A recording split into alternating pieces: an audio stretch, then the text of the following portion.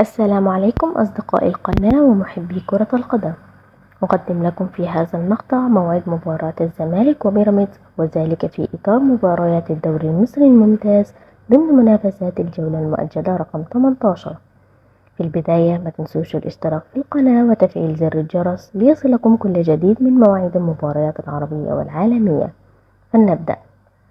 يدخل فريق نادي الزمالك المباراة وهو في المركز الخامس برصيد 48 نقطة من أصل 27 مباراة، بينما نادي بيراميدز يدخل المباراة وهو في المركز الأول برصيد 68 نقطة من أصل 29 مباراة. تقام المباراة يوم الجمعة الموافق 26/7/2024.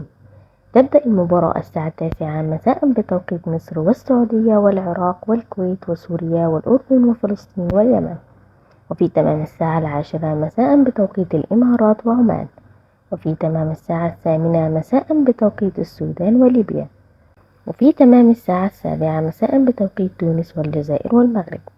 تذاع المباراة على قنوات أون تايم سبورت. وفي النهاية ما تنسوش تكتبوا لنا في التعليقات توقعاتكم بنتيجة المباراة.